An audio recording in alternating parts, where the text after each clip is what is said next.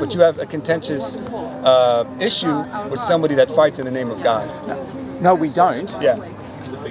Our contention is when people say that that's not what our book says. It's God. It's God, not you.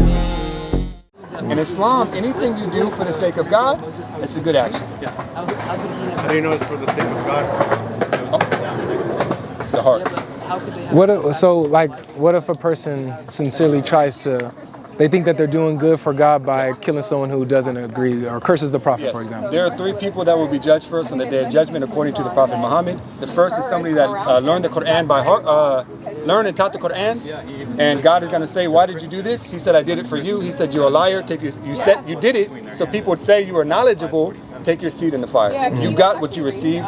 Take your seat in the fire. The second is somebody that died in the name of Allah. He's going to say, what did you do? He said, I fought and was killed in your name. He said, you are a liar. You did it so people said you were brave. Take your seat into the fire. So Third, I think, is for somebody charitable. So what about that person, that martyr you talked about? What if that person is sincere? Like God judges that person is sincere. He went, fought somebody who he heard cursing Muhammad or whatever, slandering him and stuff like that, got into a fight with that person, ended up dying and killing that person. That I've heard of any authority figure says you could kill somebody for cursing Muhammad. I don't think that's a different than somebody that's fighting for justice or something like that. So that goes back to his question, what determines what is an act for God? Because if this person is saying I'm doing this for God sincerely. The Prophet Muhammad. So first it's got to be something that aligns with what God said, because God said, Al-yawma akmaltu lakum dinakum wa atmamtu alaykum ni'mati wa raditu lakum al-islam dinan. This day I have perfected for you religion, completed my favor upon you, and chosen Islam as your way of life. It's a complete way of life. All the answers are already in it.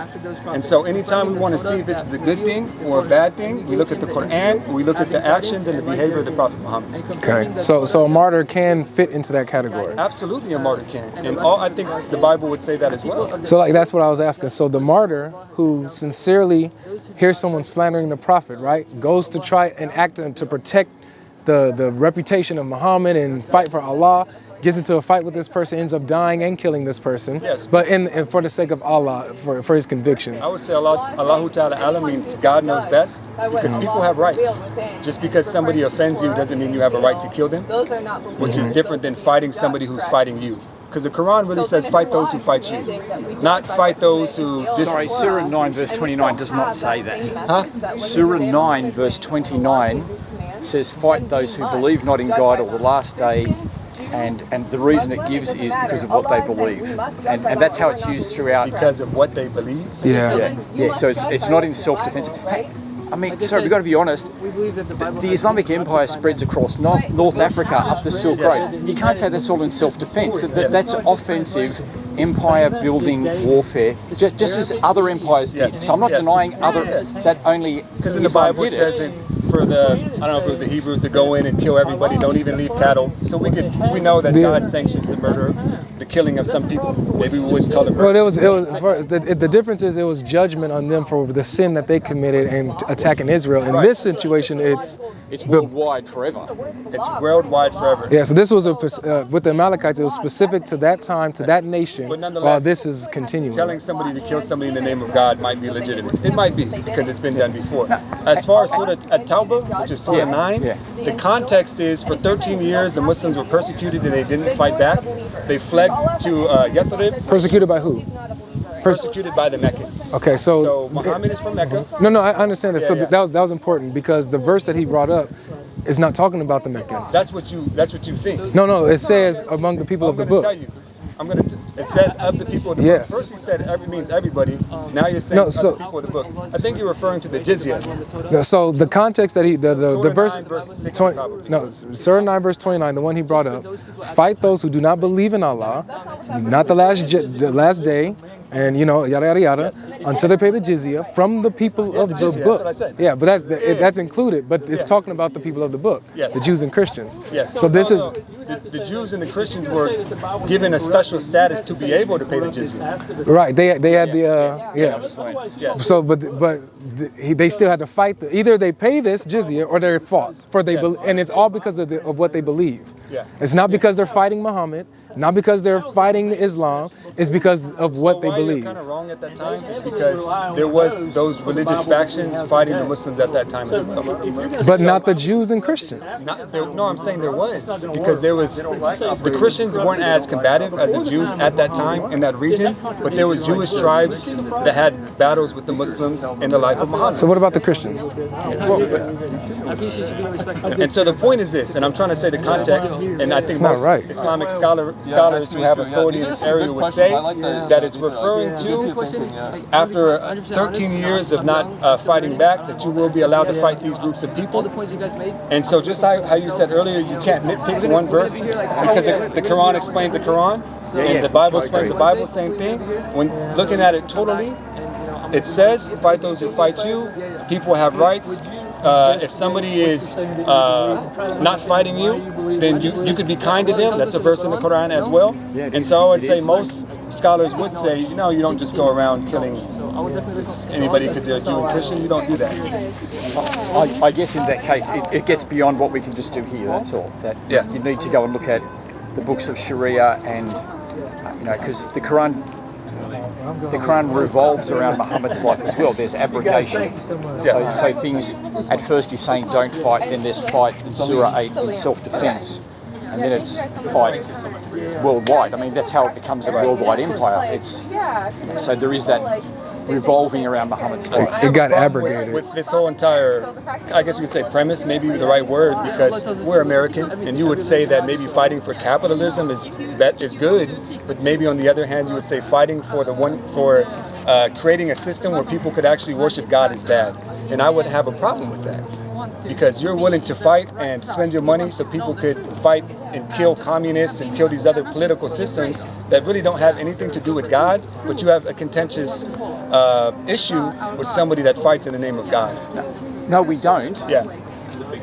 Our contention is when people say that that's not what our book says, right? Oh no, I'm saying it does not say that you could just go fight and kill somebody, like just anybody. It does not say that. Well, That's where we disagree.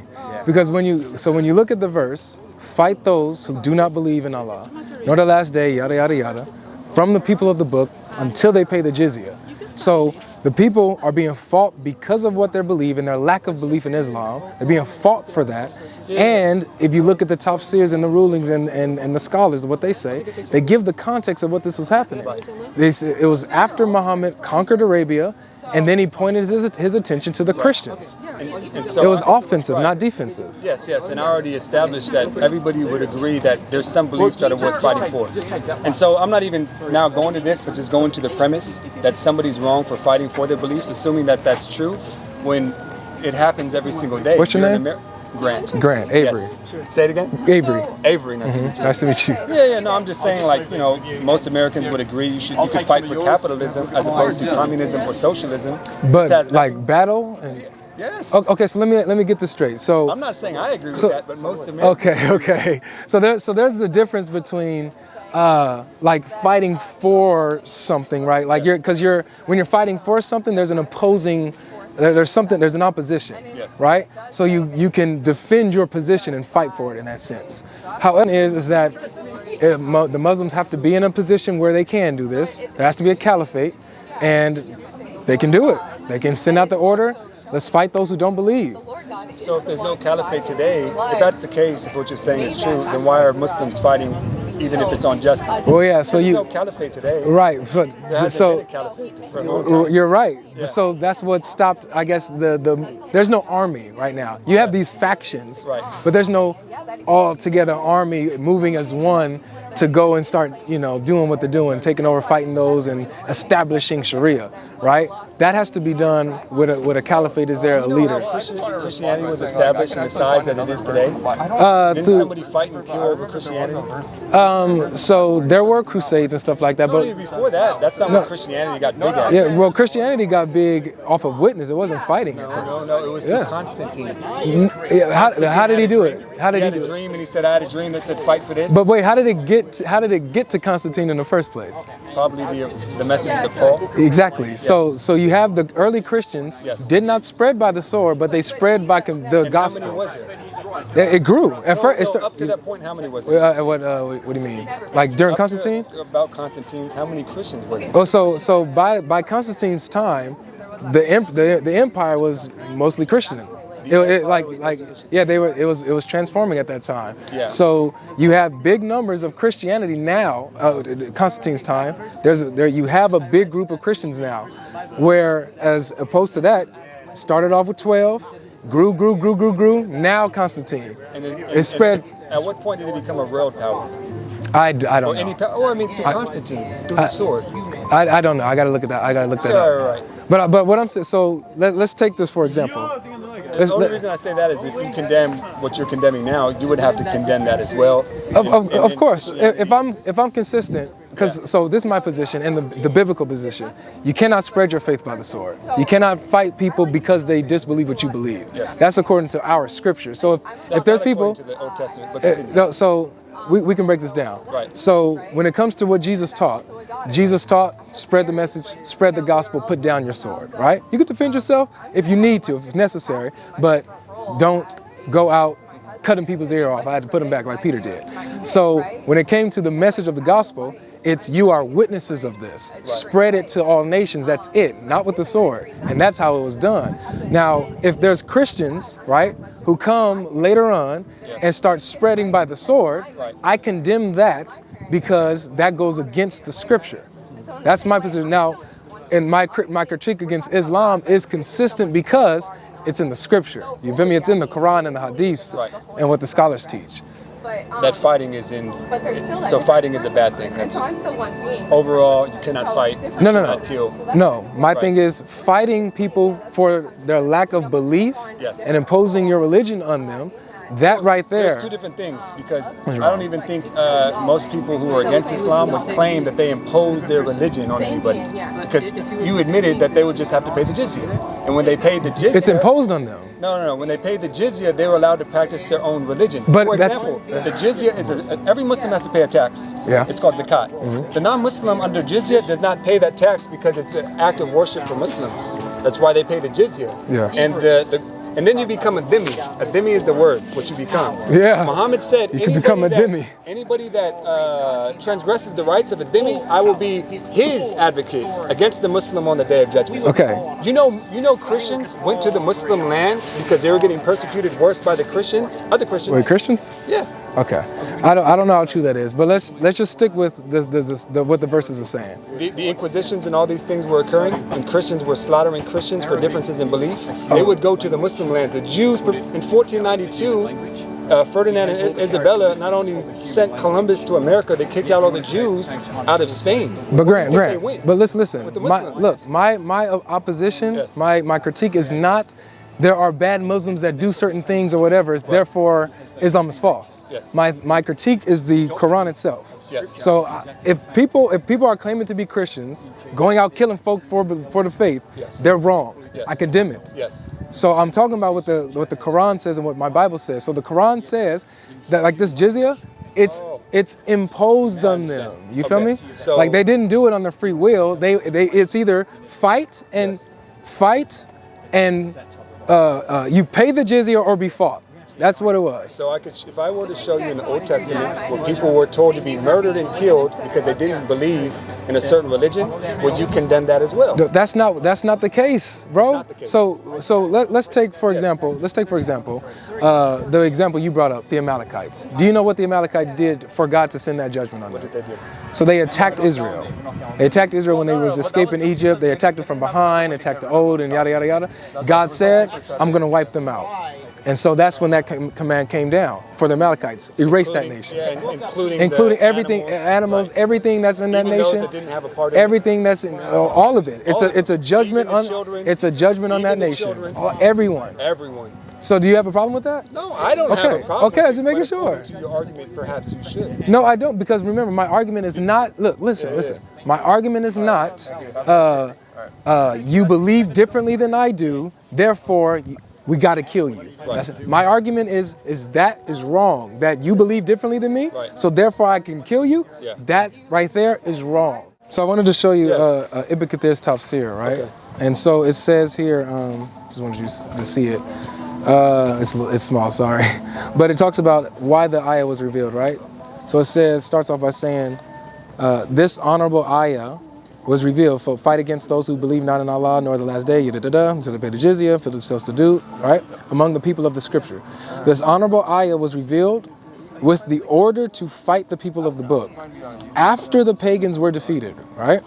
And then he says, the people entered Allah's religion in large numbers, and the Arabian Peninsula was secured under the Muslims' control. So after Muhammad gained control, defeated his enemies, then he got the order to fight the people of the book, right? The Jews and the Christians. Then it says, Jews and Christians on the 9th year of the Hijrah, and he prepared his army to fight the Romans and called the people to jihad, announcing his intent and destination. The messenger sent his intent to various areas. People gathered, and it starts talking about how the weather was wrong, and then they didn't end up fighting. They had to turn back. And then it breaks down the jizya, or the willing submission, right? So paying the jizya, if they do not choose to embrace Islam.